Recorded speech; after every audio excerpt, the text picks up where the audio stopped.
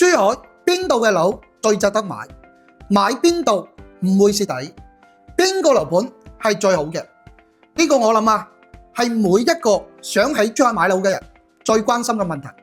包括亦都係大家後台問得我最多嘅一個問題，我都非常之理解。因為喺當下嘅房地產市場，買錯一層樓個代價真係太大啦，所以都經常有粉絲問我喺珠海買邊度嘅話係最好嘅。講真，我真係冇辦法準確咁可以答覆得到你，因為每一個人買樓嘅需求同埋預算都係唔一樣嘅，所以我只能同大家講，珠海邊啲區域板塊唔可以買，唔建議買，包括珠海嘅邊啲樓盤係有問題或者係價錢虛高嘅，叫大家唔好去掂。包括我之前都出過好多條視頻同大家講過，珠海邊啲區域板塊或者係樓盤唔好掂。可能由於個視頻嘅內容輸出有限，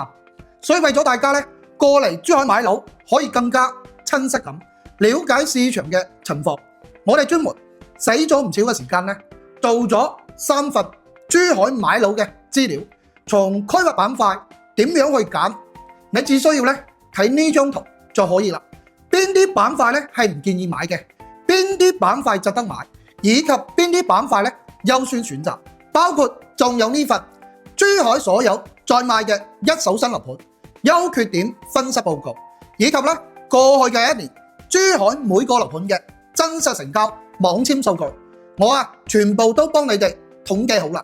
最後仲有呢份先至係關鍵，你哋成日同我講網上睇到嗰啲視頻或者係廣告太假啦，但係又唔知點樣去識別。你攞呢份珠海各區在售嘅新房價目表翻去，裏面我已經幫你哋將每一個樓盤嘅信息，屬於邊個板塊，賣景價錢係幾多，幾時交樓，係真裝定係無批，都寫得一清二楚啦。包括仲有一啲我認為有問題嘅樓盤或者係價錢虛高嘅，我都用層室幫大家標註咗啦。所以你哋只需要拎呢3份資料翻去，好好咁睇一下，我包保你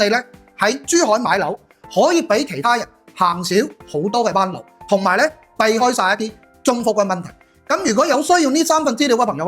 可以評論區留低珠海2個字，我好頭發俾大家。